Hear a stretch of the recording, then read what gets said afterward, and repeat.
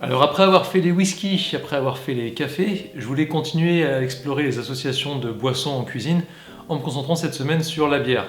Du coup pour ça j'ai rendez-vous ce matin à la cave à bière L'Underdog à Rouen pour découvrir la sélection de bières du patron et les conseils cuisine qui vont avec. Et bah voilà, pour y aller.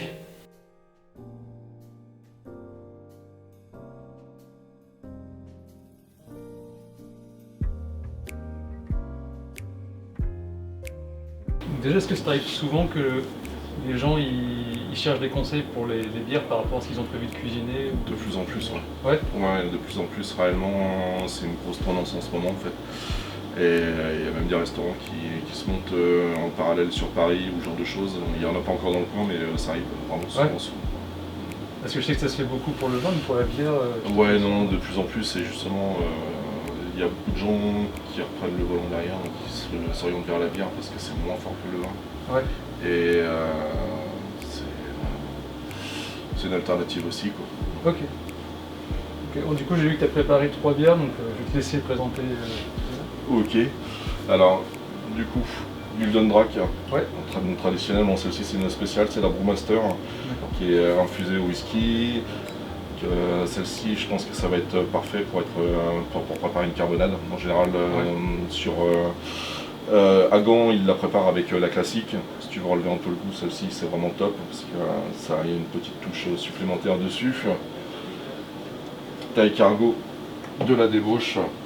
Donc ça, c'est très bien. C'est une bière brune assez costaud, préparée avec plusieurs ingrédients. En fait, c'est brassé avec du curcuma, de la citronnelle, tu as du piment vert, du galanga, de la noix de coco et du citron vert. Ouais.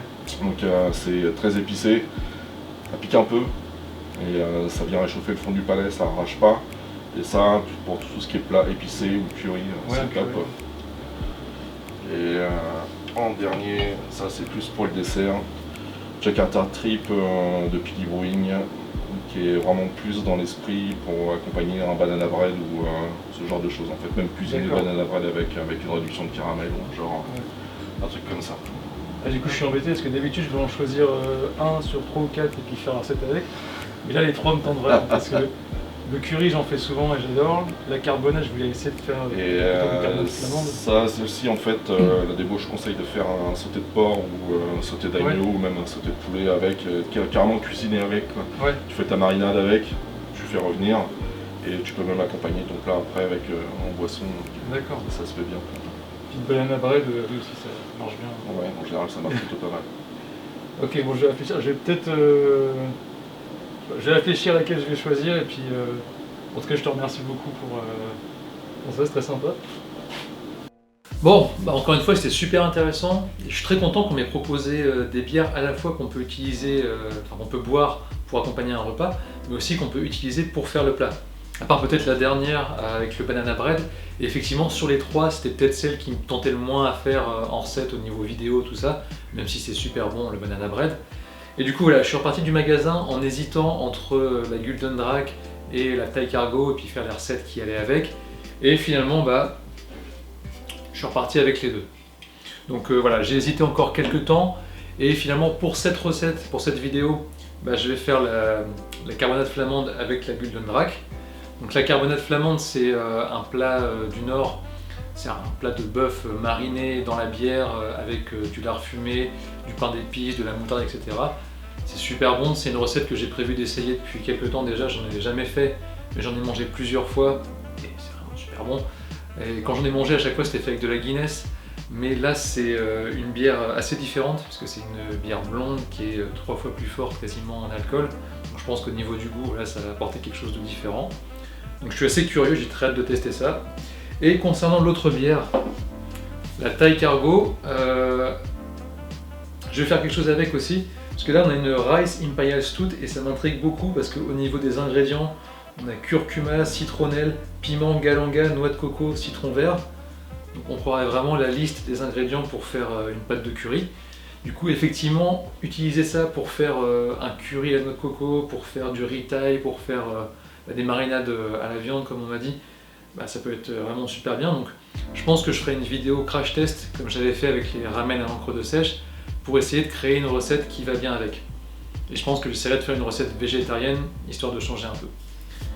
Du coup voilà, en attendant, on a la carbonate flamande à faire, ça prend du temps à mariner, donc on va s'y mettre maintenant. Alors la carbonate flamande, c'est un plat mijoté à base de bœuf. Du coup ce que je vais faire, c'est que je vais utiliser les mêmes méthodes que j'utilise quand je fais un bœuf bourguignon. Donc la première chose que je vais faire, c'est préparer la viande en avance, en la salant des deux côtés, en la coupant en morceaux et en la laissant reposer au frigo pendant plusieurs heures. L'idée c'est vraiment que le sel va extraire un maximum l'humidité. Et ce qu'on cherche à faire, c'est de pouvoir vraiment caraméliser la viande rapidement plutôt que de la faire bouillir à la vapeur en gros. Pendant ce temps-là, du coup, je vais couper les oignons, les émincer finement. Et je vais faire pareil du coup avec le lard fumé.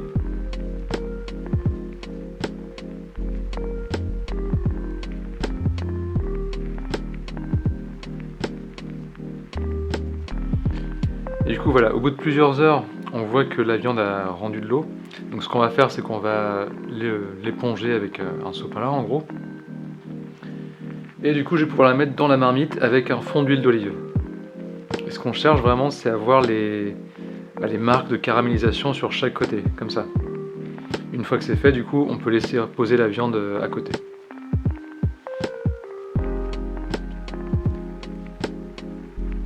Dans la marmite, je vais pouvoir ajouter mon lard fumé et mes oignons. Et du coup, même procédé, on va laisser caraméliser ça doucement.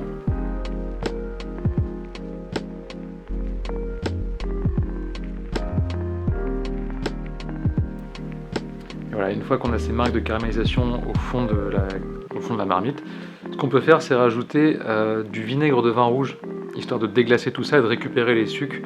Ça fait vraiment du goût en plus dans la recette, quoi. Une fois que c'est fait, du coup, je rajoute la viande. Et je vais pouvoir ajouter donc l'ingrédient star de cette recette, la bière. Et éventuellement, là j'ai rajouté aussi une pinte d'eau, histoire de couvrir la viande avant de la laisser mijoter. Et là voilà, une fois que c'est fait, on va pouvoir laisser mijoter pour l'instant 2 heures pour commencer. Pendant ce temps, j'ai préparé la dernière étape de cette recette. L'ingrédient le plus étrange mais en même temps qui marche très bien, c'est du pain d'épices tartiné avec de la moutarde. Donc j'en fais 5 tranches comme ça, que je vais laisser tremper du coup dans la marmite. Et là, pareil, je vais la laisser mijoter pendant au moins 1 heure, 1 heure et demie. Alors habituellement, la carbonate flamande, on peut la servir avec des frites, mais là j'avais envie d'essayer une recette de rosti. Du coup, ce que j'ai fait, c'est que j'ai râpé finement quelques pommes de terre et un oignon. Donc l'oignon, j'ai fini par le hacher aussi au couteau parce que c'était plus facile.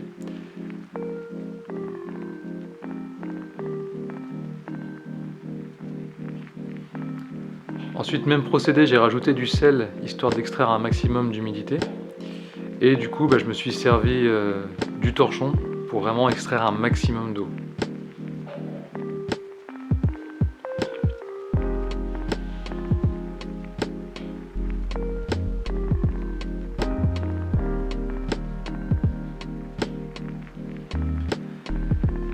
Une fois que c'était fait, j'ai pu rajouter au mélange de la chapelure, un peu d'ail en poudre et un peu de paprika fumée. J'ai mélangé tout ça avant de rajouter du coup un œuf et un peu de farine, histoire d'avoir vraiment la consistance que je voulais.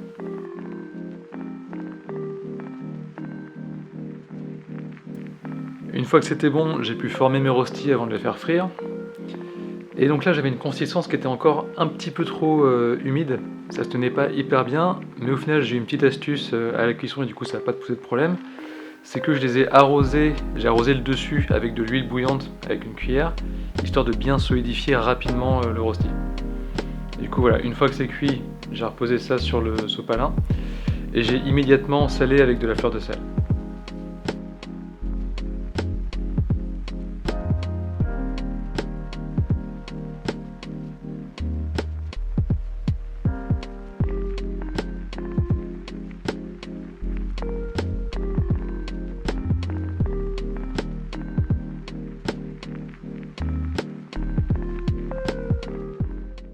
Alors, n'allez pas croire que j'ai pas déjà goûté un peu la sauce parce que avec l'odeur du plat qui a mijoté toute l'après-midi, c'était vraiment trop tentant et C'est vraiment très bon.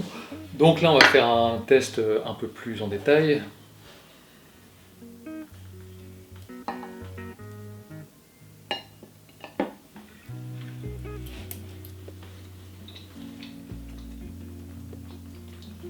Ah ouais, c'est super bon.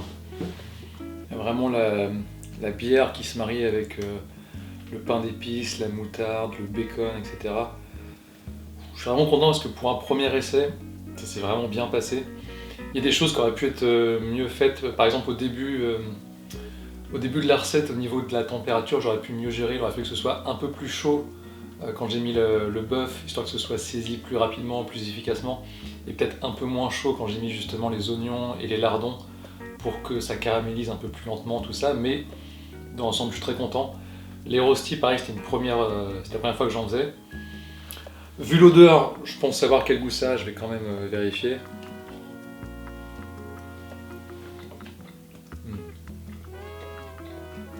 Ah ouais, avec la sauce, ça se marie super bien. Bon, je vais vous laisser parce qu'on m'attend à côté, j'ai un repas livré. Je suis vraiment super content et la série, les 3 vidéos là, c'était vraiment très intéressant, j'ai appris plein de choses, c'était vraiment super cool à faire. La semaine prochaine, je sais pas encore ce que je fais, ce sera peut-être le crash test avec la bière Thai Cargo. Ce sera peut-être autre chose de différent, ce sera peut-être un movie pairing, peut-être qu'on va recommencer. En attendant, voilà. Ce soir, je vais me régaler, et puis bonne journée à tout le monde, à bientôt.